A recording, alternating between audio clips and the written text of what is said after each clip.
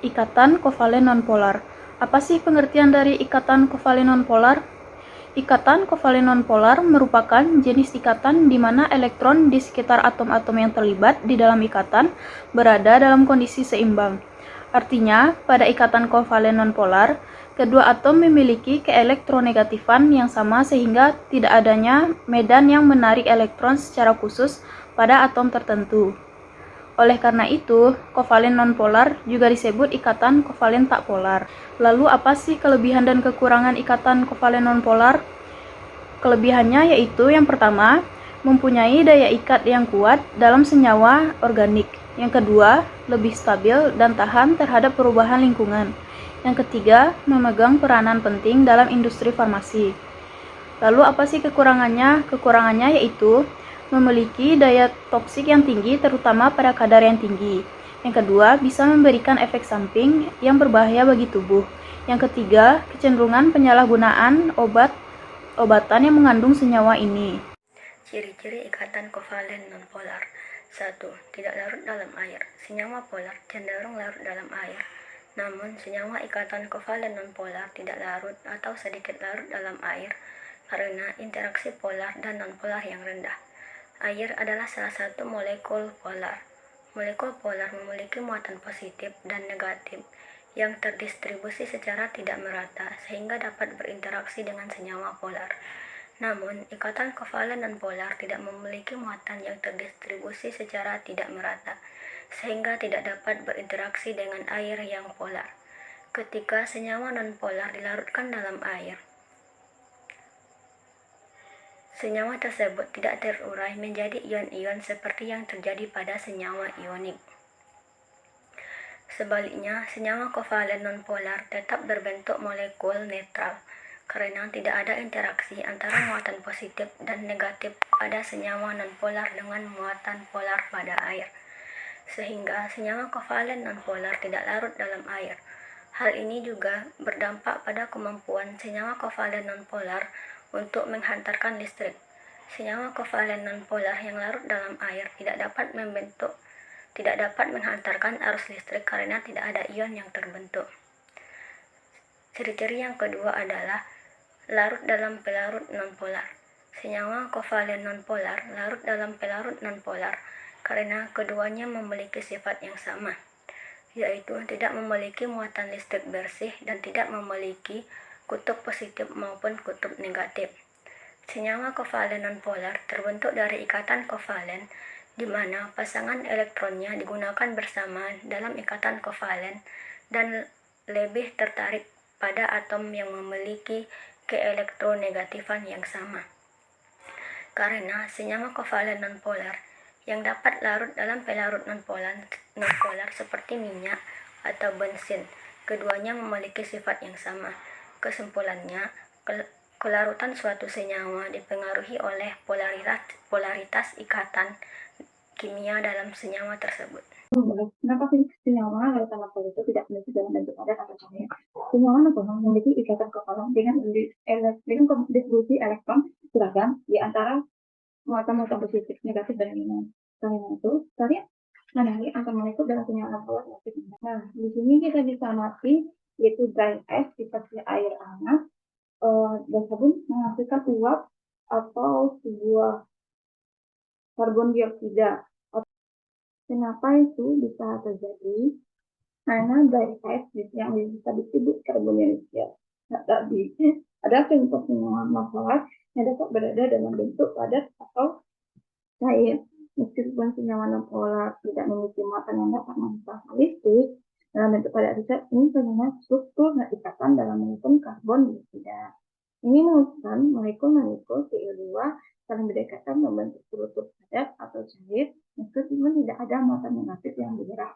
Namun saat karbon dioksida padat atau cair berada di dalam bentuk ini, mereka masih tidak menghantar listrik karena kurang muatan yang dapat bergerak di bawah.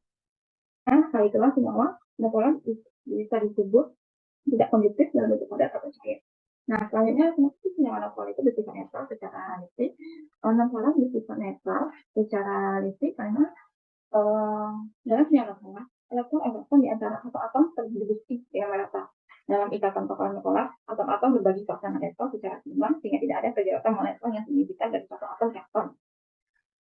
Ketika elektron-elektron tertuju dengan merata terdistribusi secara merata, tidak ada terjadi cuma suatu muatan positif dan muatan negatif dalam suatu sistem muatan tersebut bersifat sama.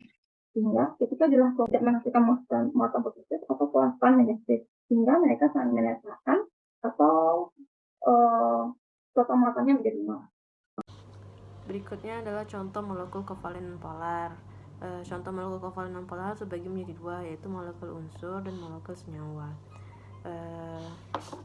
Untuk membuktikan bahwasanya CH4 ini merupakan kovalen nonpolar, maka kita harus menguraikan satu persatu atomnya. C yang kita ketahui nomor atom 6, sehingga dia memiliki elektrovalensinya sebanyak 4 elektron, sehingga dia membutuhkan 4 elektron lagi untuk menjadi oktet. Selanjutnya adalah H. H mempunyai nomor atom 1, sehingga elektron valensinya cuma 1 elektron. Untuk menjadi duplet dia membutuhkan lagi 1 elektron. Lalu C sebagai atom pusat, dimana C memiliki elektron valensinya 4, berarti kita tulis ini 4. Sedangkan H membutuhkan 1 elektron, jadi kita tulis 1 elektron. Nah, C dan H saling mengikat satu sama lain, sehingga tidak ada elektron yang bebas. Maka hal ini disebut dengan kovalen nonpolar, karena tidak adanya perbedaan keelektronegatifan. Oke, baik. Di sini saya akan membuktikan molekul kovalen nonpolar unsur N2. Nah, sebelumnya molekul unsur N2 ini merupakan molekul unsur diatomik, di mana molekul yang hanya memiliki 2 atom. Nah, molekul unsur N2 ini sendiri termasuk dalam jenis molekul diatomik sejenis karena memiliki 2 atom yang sama, yaitu nitrogen. Bisa dilihat di sini, nitrogen di sini memiliki 5 elektron. Kenapa 5 elektron? Karena dia berada di golongan 5, sehingga memiliki 5 elektron. Nah, nitrogen ditambah nitrogen menghasilkanlah N2. Nah, di sini 5 elektron ini saling berikatan, sehingga memiliki rangka 3, di mana itu artinya ikatan antar unsur itu kuat. Nah, di mana kovalen nonpolar ini syaratnya yaitu tidak memiliki elektron bebas, juga memiliki ikatan yang simetris ataupun yang kuat. Nah, kalau kita ibaratkan nih, itu tuh seperti lomba tarik tambang, di mana N1 ini merupakan tim 1, N2 itu tim 2. Tim 1 ini punya 5 orang nih. Nah, tim 2 juga punya 5 orang. Karena kekuatannya sama, jadi mereka kan setara tuh. Nah, sama seperti unsur tersebut. Nah, karena mereka sama-sama memiliki jumlah elektron yang sama, sehingga tidak menyisakan satupun elektron bebas. Makanya, di sini tidak ada elektron bebasnya. Juga karena ikatan yang saling mengikat, mereka menjadi simetris. Nah, maka dari itu, unsur N2 merupakan ikatan kovalen atau molekul kovalen nonpolar. Sekian dari saya, terima kasih. Salah satu penerapan atau penggunaan ikatan kovalen nonpolar dalam farmasi yaitu produksi obat. Ikatan kovalen nonpolar pada sema organik digunakan dalam produksi obat-obatan kimia. Dalam konteks farmasi, penggunaan ikatan kovalen nonpolar sering terjadi dalam pembentukan molekul-molekul obat atau senyawa-senyawa farmasi. Salah satu contoh yang umum adalah dalam struktur molekul lemak, lipid, atau minyak, di mana ikatan kovalen nonpolar menghasilkan rantai karbon dan hidrogen yang stabil dan tidak larut dalam air. Ibuprofen adalah salah satu contoh obat yang diproduksi menggunakan ikatan kovalen nonpolar. Ikatan kovalen nonpolar dalam molekul-molekul ini memainkan peran penting dalam interaksi obat dengan reseptor tubuh, memungkinkan mereka untuk meredakan nyeri dan peradangan.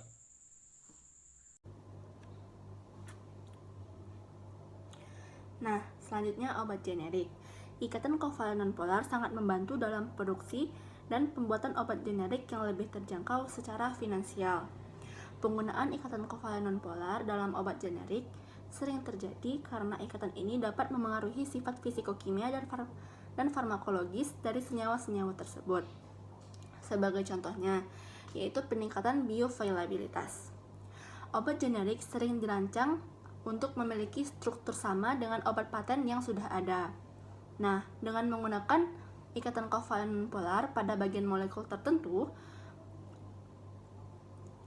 obat generik dapat memiliki sifat yang mirip dengan obat paten, termasuk peningkatan kelarutan dalam bioavailabilitas. Ini saya akan menjelaskan pengaruh ikatan kovalen nonpolar terhadap sifat obat. 1. Pengaruh farmakokinetik.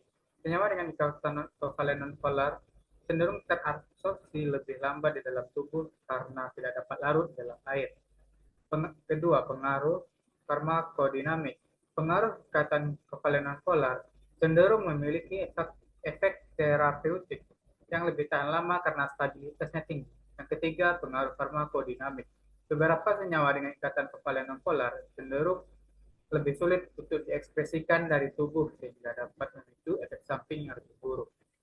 Kepolaran dapat diartikan sebagai potensi suatu senyawa untuk membentuk kutub pada salah satu unsur penyusun senyawa tersebut karena dipengaruhi oleh nilai keelektronegatifan.